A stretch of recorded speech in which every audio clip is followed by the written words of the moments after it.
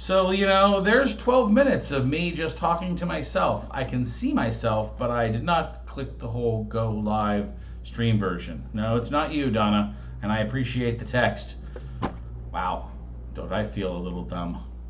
Anyway, hi everyone. No, I'm not asleep. I explained all about technical problems that I was having yesterday and earlier today, but anyway, my bad. Howdy. Welcome to WineShark Wednesday. I'm your host, WineShark. Today, we're talking about Up in Smoke. We're going to talk about smoke-tainted wines. And I actually got through like a whole 10 minutes of speech there with just talking to myself. So sad is me. And because it's spooky October, we're doing Curious Beasts as our grocery store grab of the day. So, welcome everyone. Welcome to David Mary. Welcome back Cuthbert. Welcome Donna. I apologize for my not clicking the button. Too many things at once, let me tell you. Anyway, so technical wise, we're also doing something cool because we're using the streaming software. Sorry, Miss Hobbs, I was sitting talking to a camera by myself because I forgot to push one button. So, anyway, so yeah, we're talking about smoke, and we're going to talk about something else. An excellent suggestion from viewer Dan Clare talked about one of the challenges that we have with the lighting in here, and that is when I hold bottles up to do this, the washout from the light that makes it easier to see me is too close to the camera, and it washes out the bottle. But we're going to be using our streaming software to give you images so that you don't have that. Okay, so hooray, good suggestions from Dan, and hooray, technical solutions from me, right? So there's me. Anyway, let's talk about smoke affecting grapes. So we talked about the fires that were going on during the climate change episode a couple weeks ago. But we first need to talk about what is physically happening to these grapes. You may be hearing about wineries who are not producing this year or wondering what kind of effect these kind of things can have. And so we're going to talk in depth about kind of what it does and what you can do once it happens. So first thing, what is the issue? Okay, so smoke lingering in the air and the hydrocarbons and stuff that come along with it, plus the physical ash particulates, get in contact with the skins during time of harvest. And what that does is it causes a reaction with volatile phenolic compounds, and that compromises the eventual wine flavor. And that's not good. We don't like that at all. Phenols, you will hear me talk about quite frequently in the wine world, are responsible for many of wine's composition things. So for instance, color, mouthfeel, aroma all have phenolic impacts. And so when we start screwing with that process long before it should happen, and we start doing it with stuff that we really don't want to have in our winemaking process, it can basically ruin the grapes before they ever get a chance to become wine. So decision making and testing on this is really difficult. So I did this kicked off this idea from an article in VinePair, but I went around and looked at a couple of other sources and kind of tracked some items down. But the most interesting thing I found, that, to be honest with you, is that there's no one right answer for figuring this out. Every winery, every vineyard, within even wineries, has unique challenges that come along with the decisions that happen here of whether the grapes are tainted by smoke or not. Different breeds and varietals of grapes have different reactions to smoke. Physical location, length of time, all kinds of things go into the decision of whether this grape has become tainted or not, whether this harvest is or not. So, for instance, something on one side of a valley and another side of a valley made from two different grapes might have very different smoke taint results. Now, when you're trying to make these changes, or when you're trying to make these decisions rather, there are additional challenges to be had, specifically getting these things tested, getting the lab results back, especially when days and hours are mattering during high times of high anxiety, not only just regular busyness of harvest, but harvest when the whole damn place is on fire. You can now multiply that by several hundred acre miles, because it's not just Napa, it's also Sonoma, it's also Mendocino. You've got fires all over the southern part of the state too, central area, Santa Barbara, etc. So there's lots of demand. So all of that being said, it means that making the following decisions is hard. Okay, and there is no good answer here. This is just a matter of reporting in of what some folks have found as answers. So the first solution is to simply not produce wine, is to frag the harvest. Okay, Winemaking, even after the growing part is done, is an expensive process. You've got to spend money on labor to get the grapes harvested. You've got to spend labor money to get the stuff through the crush pad, through the whole winemaking process, through maintenance, through bottling, through labeling, through storage and cellaring. There's a lot of cost that just begins to incur once you actually have a completely grown grape.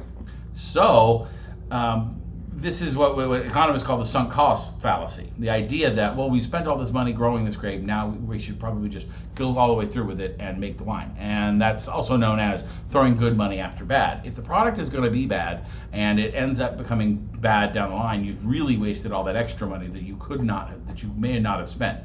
Now, of course, decision making is a business process like this. It comes to, what your insurance is, what your financial situation is, whether you've got to take steps. And we're going to talk about the other options. If not making wine isn't an option, there are other things you can do. But understand that, you don't want to compromise your brand, and it's hard to make that call at an individual level, okay? So the first thing you can do if you're going to decide to go ahead and make wine is try science. Science is your friend. While the enemy is that smoke out there and is causing scientific processes to happen, science can sometimes undo other nasty science.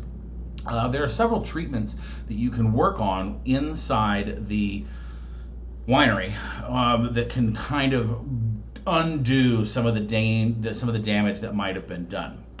For instance, reverse osmosis, right? So everybody knows what osmosis is, a process of basically two liquids on either side of a porous membrane, and you use the membrane to strain out effectively some of the bad things. Don't worry, Miss Boswell, your son forgot to start the stream on time because I forgot to press a button. So I had 10 minutes of talking to myself. Anyway, you can do reverse osmosis. You can do charcoal fining. Okay, you can use charcoal filtering effectively to remove some of those impurities, those flavors, those things you're trying to get away from. You can use spinning cone distillation, which is a high-tech version of a low-temperature, vacuum-powered distillation technique. Very gentle on the product as opposed to full boil distillation, but it also removes some of the volatiles. The problem with all of these things is the risk that it may not work, that you've now out the money you've attempted to fix the problem and it didn't fix the problem.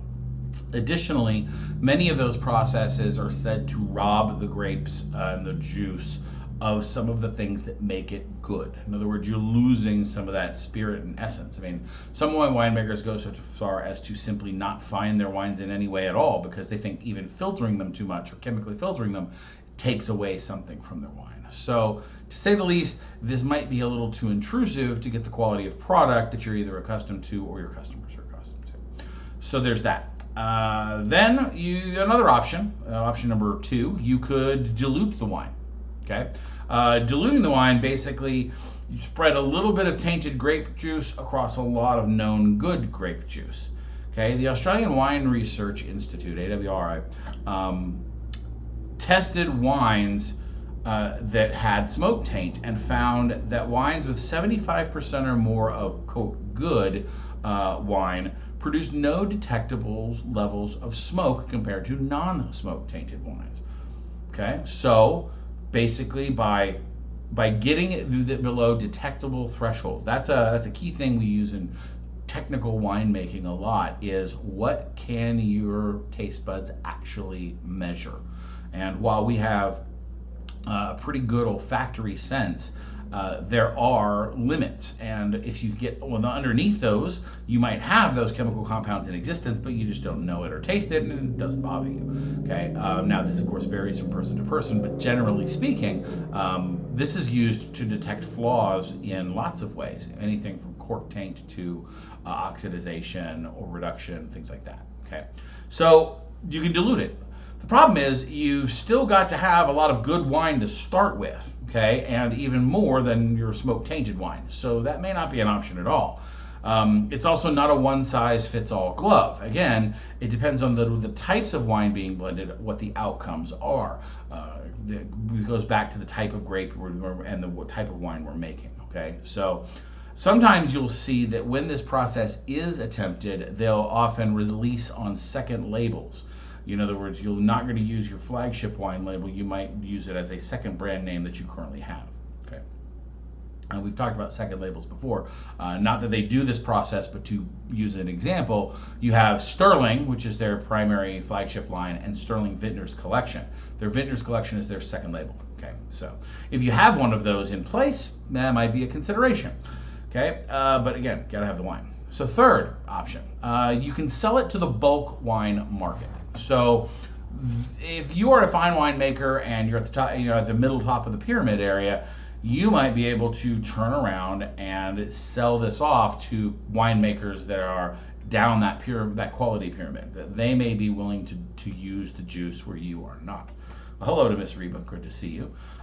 So normally this is a really bad thing. You wouldn't want to do this because prices are equivalent to getting pennies on the dollar. And it may not solve the financial problem you're facing, which is, well, we've already started, we can't afford not to produce wine this year. So this isn't really much of a solution for many people financially. However, 2020 is kind of a funky and unique year, and that's a polite way of saying it's absolutely atrociously fucked up. But the uniqueness of this situation comes down to the pandemic supply disruption and pricing disruption. So you're seeing a lot of people move a lot of wine, you're seeing a lot of price fluctuation, and in fact, bulk wine pricing has gone significantly up. So it might be a viable option for some this year, but then again, how much will the market bear? If we get a glut of people trying to sell their downgraded wine, is it going to work? Okay.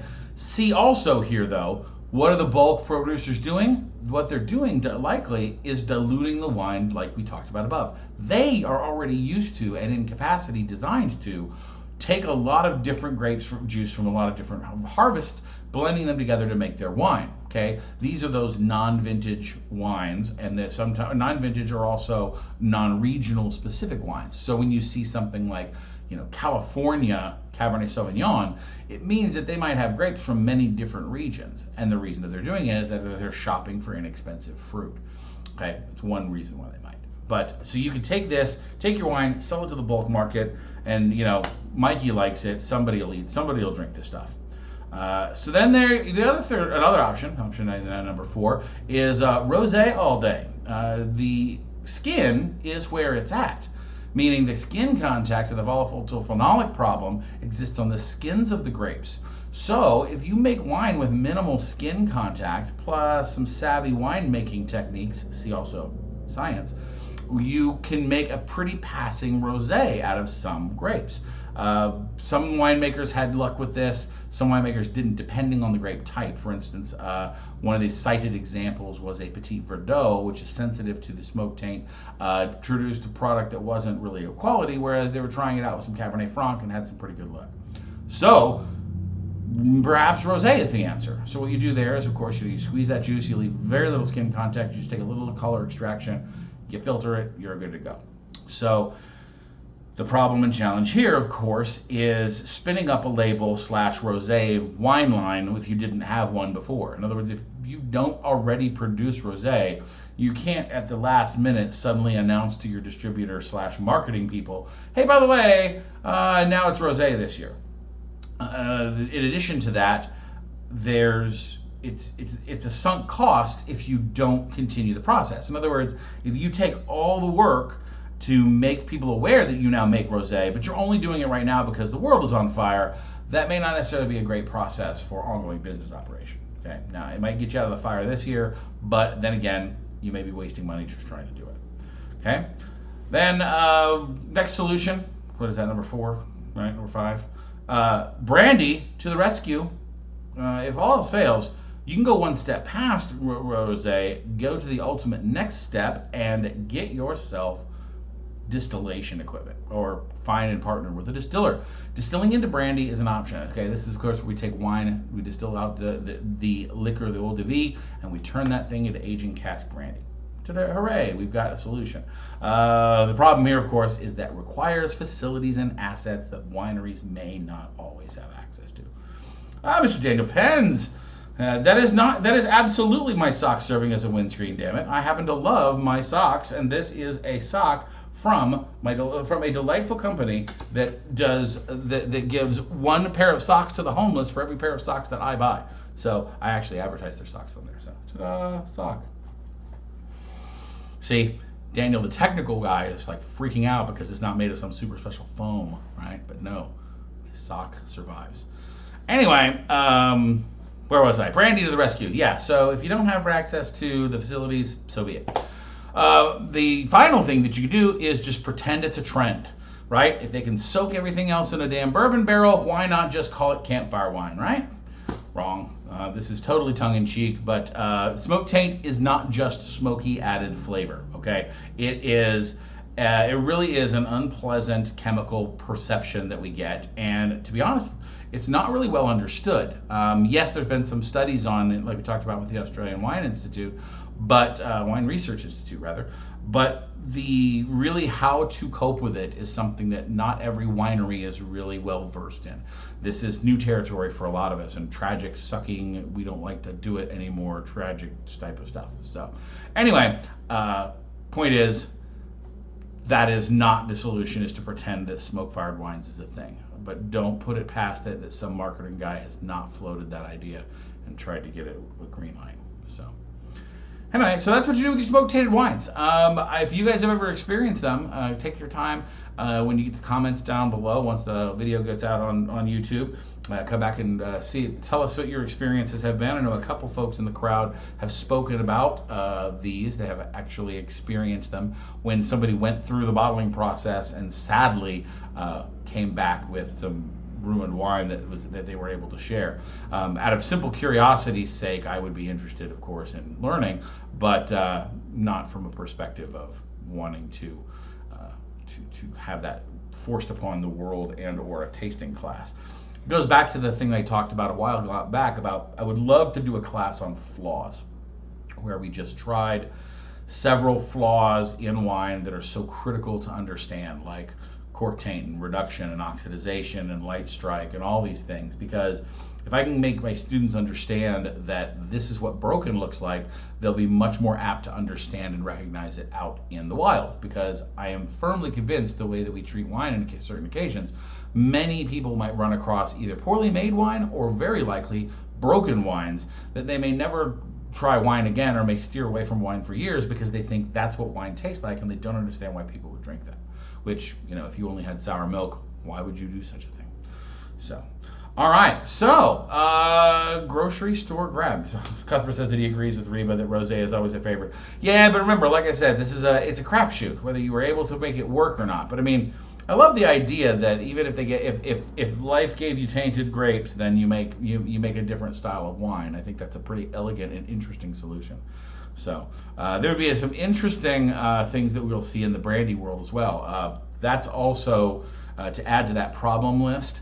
It takes time to age the stuff, so it's not exactly a revenue stream that solves immediate revenue stream issues. And it also goes back to that same thing with the rosé. Is it something you're going to continue doing, or is it a spur-off one-shot that helps you pay for it? So who knows? I'm going to be keeping my eye out for some things. There's actually an interview tomorrow that I want to watch with Wine for Somme Vivant. She's going to interview Daniel Patz, formerly of Patz and Hall, who is a winemaker I've actually had the courtesy of meeting once. He's a very kind gentleman, but he's got some interesting projects of his own, and they're actually going to be trying some of the first press wines from 2020 harvest, and they're going to be making some analysis on a stream tomorrow at 6 p.m. live on her channel. So I encourage you to go over to Somme Vivant and to participate if you like. I will probably be there myself. So anyway, let's move right along to the drinking portion of our show. As if it's not all a drinking portion. It's not like I slow down to stop to drink enough. That's a problem. So today, the grocery store grab. We are doing the Curious Beasts Chardonnay. As part of our spooky October wine theme, we've got ourselves some fun wine that looks like this. Okay, so as I said earlier, I'm using the streaming software now, so we could actually pull in some imagery here. And the Curious Beasts Chardonnay has this awesome sugar skull / Dia de los Muertos theme. It's actually available most of the year round, as far as I know. And you can see here, that's an example of the label. Now, for those of you that aren't familiar with our grocery store grab, our grocery store grab's premise is to get the best value per dollar for wines found at non-specialty and non-big box retailers. We choose our wines without prior research, based on the label only. In other words, we come at this as a non-professional, just a layman wine drinker, and so we want to use the label to tell us what's going on in the bottle. So, as we said, this is Curious Beasts. It was $21 list price before club discount, and it's $14 actual at the register. We've talked about that price differential before, but it's something to be wary of.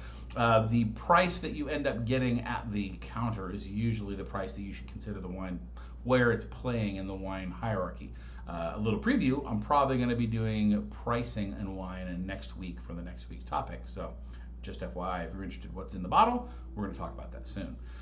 So we learned the label here, not only is it eye-catching and attention-grabbing from a perspective of the theme and topic of our Halloween, it's got some really good information on it.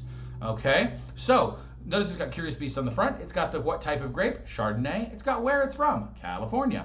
It's got its alcohol content, 4.5% by volume, as required by the FDA. But then on the back is where they get into their particular marketing spiel. Okay, so this is pretty cool. They don't spend. They've got a lot of space devoted to artwork, but they're only using a little bit of it to talk about their first couple of sentences are always going to be the idea of they're always going to have a couple sentences that are going to be marketing based. We grant them that. What we want to see in those next couple of sentences is what you see here, right? Unfortunately, this is that where was it goes well with white fleshed fish and meat, as well as does with contraband cheese, and if you're bound to steal from the dead feast. So I like their little kind of tongue-in-cheek approach to it here. What they didn't use here was flavor words. The other label in Curious Beasts, at least, did us the courtesy of telling us what types of flavors we should expect in the bottle, whereas this, we really don't get much. It just tells us that it's Chardonnay, and if you don't know what Chardonnay tastes like, or you're expecting, this isn't particularly that helpful. So, white fleshed fish and meat is pretty broad. This is an example where I would like them to be more specific. One of the things we're seeing as we've done the grocery store grab through the course of the year is that the wine labels tend to be guiding away from or not using much in the way of food suggestions. And I think I'm not sure. I'm kind of pro and con about it. I wish they would. I wish that they would help people understand what food to pair with their wine, because it's one of the most common questions sommeliers get asked. On the other hand, if you're too specific, I think they're afraid of people only thinking it goes with those things. Sadly, and truly, and well, for my own benefit, I suppose it's a good thing, pairing wine with food is not really a monodimensional thing. It's a complicated issue. So I'm kind of pro and con about that. But overall, as far as their label focus, they did a decent job. They told us what's in the bottle and where it's from. They didn't really give us any flavor words, and they did give us general pairings of food. So I'd give this about a C+, maybe a B- at tops. Artwork does get them for something, but if we're talking about just the technical details, we got to keep it fresh. So then we basically want to move on to the tasting portion. Let's find out, is it well executed? Is it on style? And is it worth the price tag? Cuthbert mentioned that no comment about going great with pasta. That's a longer conversation, Cuthbert, but yes, when I did a class on labels before, there's an excellent study that was done by a neurologist and behavioral psychologist as well, who talked about word clouds and how pasta is a word to avoid when it comes to the back of a wine label. Because wines that were rated poorly by both professionals and laymen all had that at a very high label, because it's a non-word. It's a starch. It's not specific. Pasta isn't a type of food. That's like saying goes great with rice, or goes great with flour. So anyway. Let's talk about how this wine works. Color-wise, Deep gold, very deep straw gold, very on point for that. It speaks to being a big bold wine just on its eyeballs.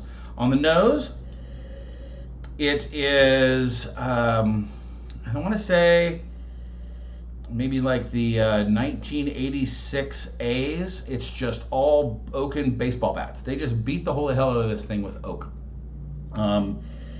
There's very little fruit coming across. If it is, it's a little bit of warm tropical notes, maybe something like a cooked pineapple or a warm peach, but it's very in the back. Mostly what I'm getting is oak and alcohol off of the nose.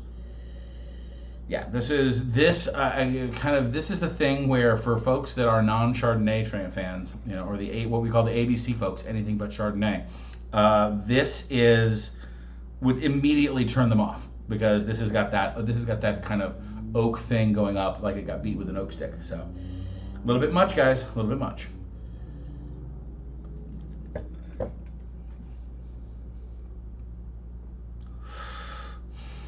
Well, okay. On the mouth, it continues that kind of oak attack. It's not wildly buttery. It doesn't have a whole lot of malolactic fermentation, which is what gives us that buttery flavor, but it is present.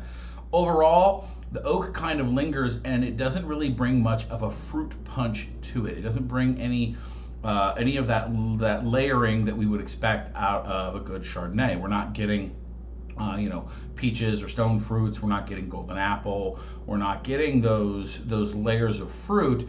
They've all been kind of tamped down and overridden for the sake of oak. And while that is a style of Chardonnay, that is not what I would call a good style of Chardonnay.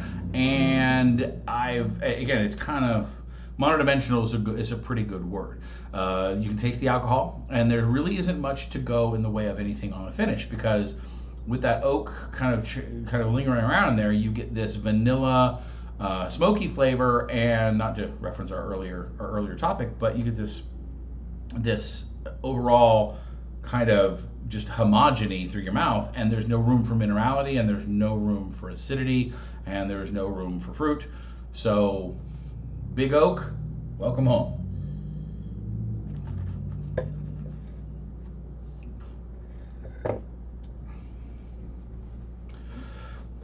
Yeah, I mean, there's a tiny bit of tartness. I mean, it doesn't really make your mouth water, so the acidity is just so tamped down, right? And that's just a sad loss, because that wine should make your mouth water. A little bit of that is something we expect, even in a Chardonnay.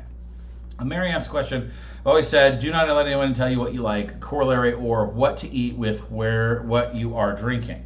Well, yeah, I mean, you can pair what yes, I agree. Pair it with whatever you want. Knock yourselves out. I'm not going to stop you. I mean, but there are, and I've also, in all of my teaching of my wine pairing classes, there are very few chemical reactions that happen in your palate that are truly negative experiences in the wine world. There's a pretty broad scale. However, there are certainly superior pairings, okay?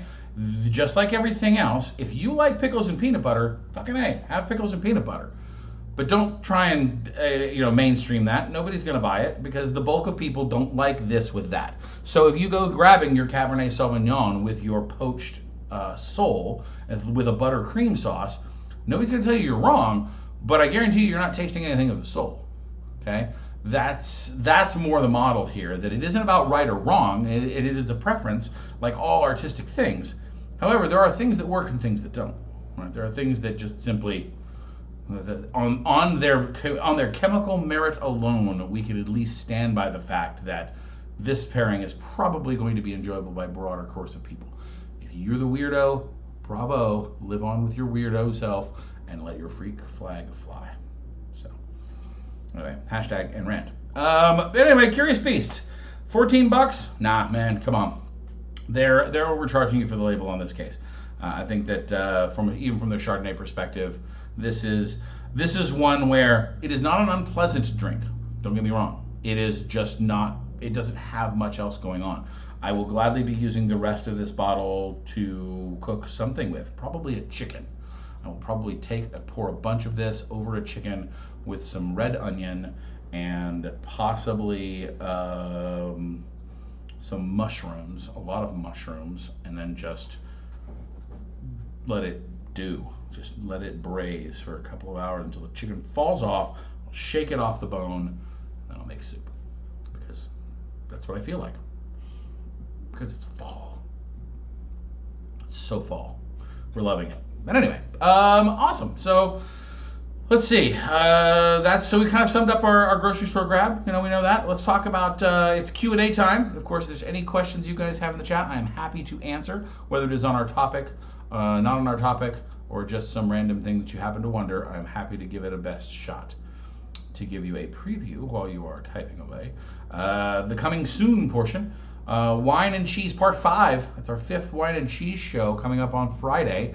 That's going to be a lot of fun. It always is, very well received. It's the iconic food pairing, food and wine. So Wine and Cheese 5, going to be awesome. We're going to get into some back to basics. Next time for Wine and Cheese 6 in November, we're going to talk about entertaining, cheese plates for entertaining, and how-tos on some of those, some household techniques and fun tips for entertainers. Then we've got Wines of Fall coming up a week after this, which is a wine styles show. So we'll feature 3 different wines, all kind of fall themed and excellent for the cooler weather. Then the Harvest Special is the last of this month. It is on the 30th to celebrate All Hallows Eve and All Saints Eve and our Dia de los Muertos as well. So there's some good options out there for fun tastings coming up soon. So question from Dave and Mary. So what do I know about Clairette Blanche? Nothing. I'm pretty sure she's a girl I went to high school with. So, but are we talking about Clairette, or are we talking about Clairette? I want to make the spelling. Claret, of course, the British name for Bordeaux-based red wines, right? They call them claret, for the color of claret. So, but a new wine you found. So interesting.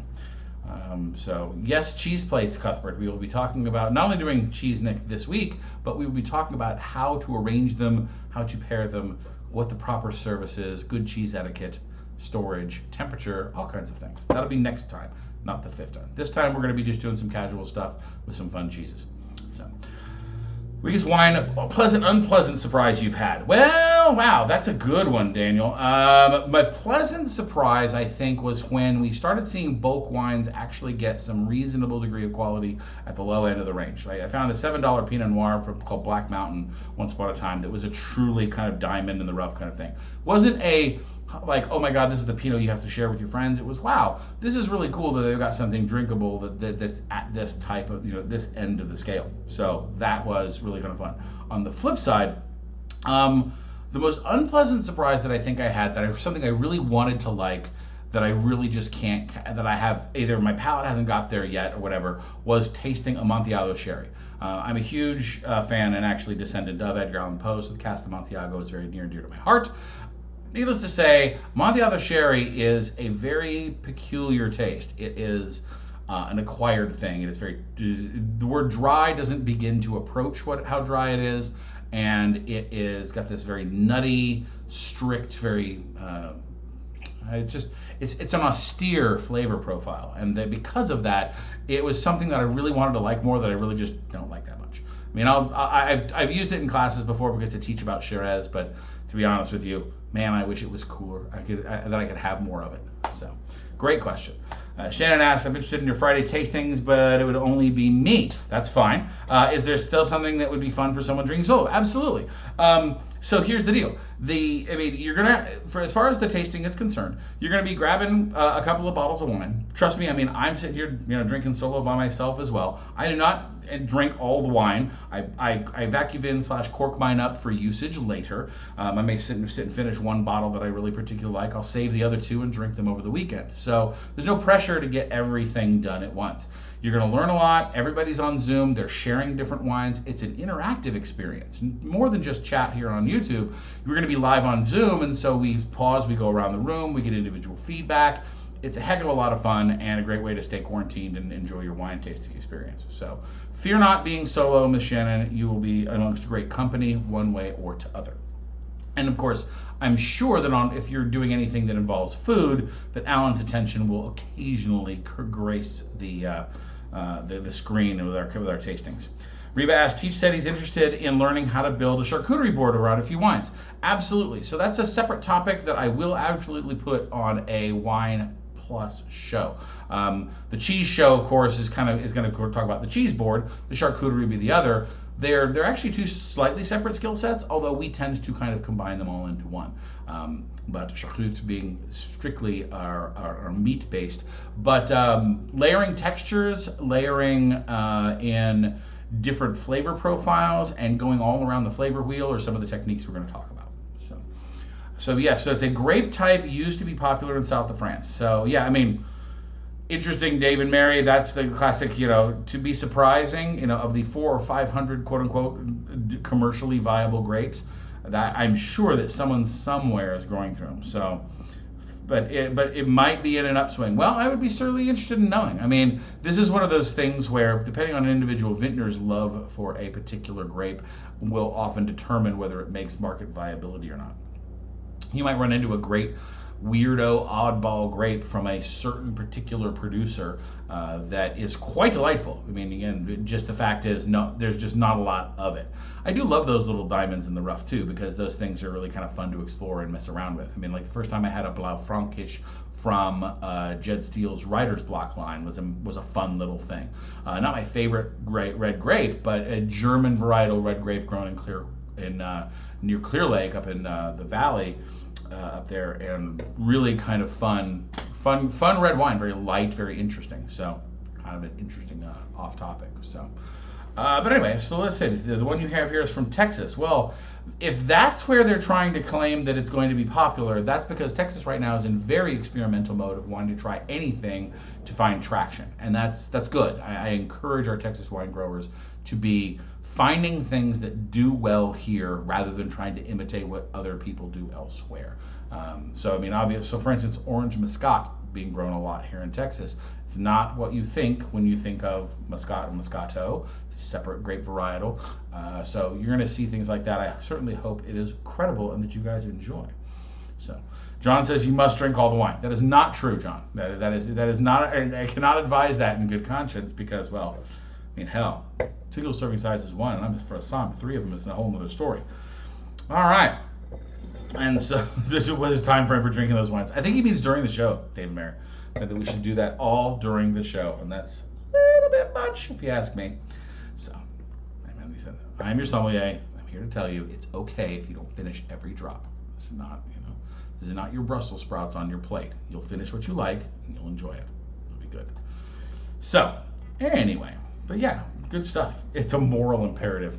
Now, I think it's a morale imperative. You put an E on that, and it's a whole separate thing, right? Now it's improving your morale. So, anyway, I hope to see you guys this week. It's going to be a good time. And like I said, the cheese show, John mentioned, by the way, that he had some trouble at Central Market acquiring some of the cheeses. The cheeses this week are actually pretty broad styles, except, I believe, for the Red Hawk. Red Hawk is a specific brand to Mount Tam Creamery, Cowboy Girl Creamery up in Tamalpais, California, back where I'm from. But to be honest, it is pretty widely available at most good gourmet stores. Meaning, if you go to a Whole Paycheck or even a Signature Tom Thumb or something like that here in Texas, you should be able to acquire some. For Dave and Mary, who are, of course, out in the middle of Minnesota, they would have to have a Red Hawk fly it out personally or something like that. I don't know. Difficult choices. So, okay. So, and you like Brussels sprouts. Well, that's fine. Again, we won't take that as a judgment of character about how you enjoy Brussels sprouts. Technically, I enjoy Brussels sprouts if there's enough bacon fat used to cook them. But then again, I think I could say that about a lot of things. That's true about a lot of things. A sous vide. Oh no, vacuum thingies. Yes. We need to get you a vacuum vin. Next time you're at the grocery store, they often have them at the little accoutrement section, or if you have a reasonable wine store that you shop at, Miss Hobbs, they guarantee you they will have them. They're like $7, includes one little pump and a couple vacuum corks. You're golden. So you open the bottle, you drink it, gorg it, yeah. And well, it's not the best way to preserve it, but it's better than nothing. By using just regular corks, you're doing okay. Pumping out the air will give you a couple of spare days. The real key is to make sure you put that wine in the refrigerator. It doesn't matter whether it's red or it's white. Put it in the refrigerator because that retards and slows down the oxidation process, which is the main thing you're fighting with already open wine. So, pro tip from your WineShark. Yeah, and even Tuesday morning has them because there you go. Miss Boswell just gave you an excuse to go to Tuesday morning. You can apologize to your husband later. So, yeah, Total Wine will have them. I've seen them at my grocery store in my little Tom Thumb that I shop at. So, it's all good. You should be able to find one quite easily. All right, guys. Well, thank you all very much. I'm sorry for the late jump start. Forgetting to click the start stream button on my own was my own dumb fault there, because, well, of course I can see myself and I can hear myself talking, and there was already chat, so I was wondering why nobody was bothering to chat anymore. So anyway, go figure. Technical challenges, man. And you'd think I'd been drinking all the wine already. I had not. In full disclosure, I waited. Yeah, chicken and mushrooms. Use it like sherry. That is how you should make that beast less curious. You heard it here first. All right, guys. Well, like I said, thank you for all for your participation. When the video goes up a few moments after we get done streaming, go ahead and put any comments that you've got and any conversations that you want to have longer-term answers to. YouTube loves your comments, so I much appreciate them. As much as I appreciate your chat, the chat only, of course, is visible to those that actually watch the videos a little bit later. So leading the conversation with a little bit of a conversation outside is nice. That being said, if you like what we're doing, like and subscribe to our videos. Every Wednesday we're doing this, and every couple of weeks we put out a static video. Last week, a couple weeks ago, we put out one on the grid, on the tasting grid from the Court of Master Sommeliers, which is kind of interesting. And I may do the money episode as one of those as well. I might double the topic down because it's a question I get a lot. So we'll do some visual demonstrations by using I'm going to concoct up some graphics and I'll integrate them into the video as well. So it's not just me and my talking head. So anyway, share with a wine-loving friend, help the channel grow. Oh, and we will be announcing, I have got all the entries I've got to sort through, though.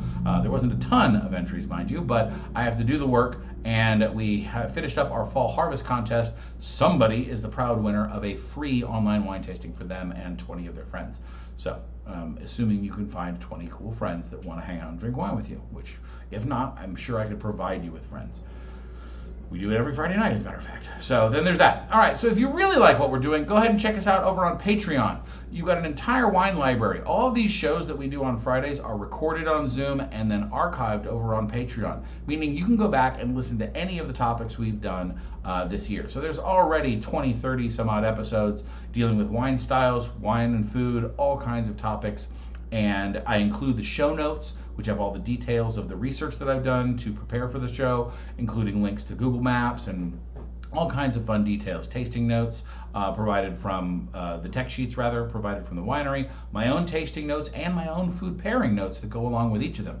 So I hope it's a really nice resource. We're also going to start to do a little bit more food focus over there. So I need to go talk to my Patreons and change up some of the rewards levels to make sure that people are getting the stuff that they need. Some of the stuff that we've been doing wasn't really necessary. For instance, nobody really had much to say as far as personal Q&A was concerned because most of them were exposed on one channel or another. So instead, we'll provide a little food feedback. We're going to start with the recipe lessons learned on Massimo Bottori's Cacio, the Parmigiano risotto cacio e pepe.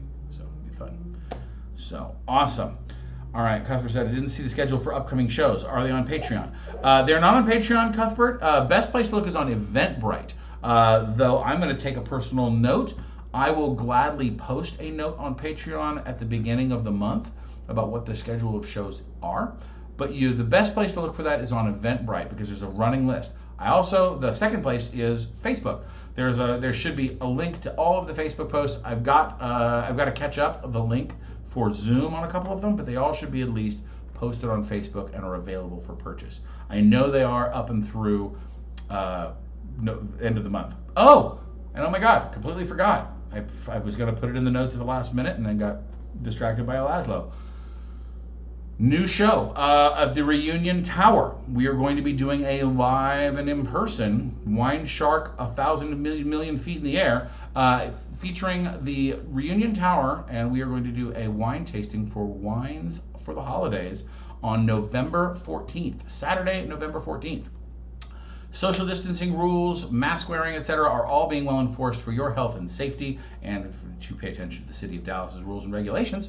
But you will basically buy tickets and be paired with only people within your group. So if you only buy 2 tickets, you'll be 2 people to a table. If you can buy up to, I think, 5 tickets per group, and you can have up to 5 people at a table. So we would love to see you guys up there enjoying some wine with me high in the sky over the lovely Dallas skyline, enjoying the fall sunset and kind of chilling out. Actually, it'll be dark by that point in time. We'll be past daylight saving time, so it'll be an all-evening show where we get to enjoy the skyline. So we're going to be doing that on November 14th, and possibly some recurring dates in December as well. So my friend Bob Floyd over at Two Penny Beer did a couple of shows earlier this month, and we'll be repeating as well. We might have a beer and wine combo show for you in December. So exciting, fun. I will post details as soon as I know more details, but that I do know. Saturday, the 14th of November, and starting time TBD, but figure early evening. So, all right, guys. Well, with that being said, I want to say thank you very much for all of your participation, your excellent questions, and your patience and tolerance with my technical difficulty. But soon, we will see you all soon, where we will return to a world where we can raise a glass together. But until such time, I want you to remember, I have been your WineShark. Cheers.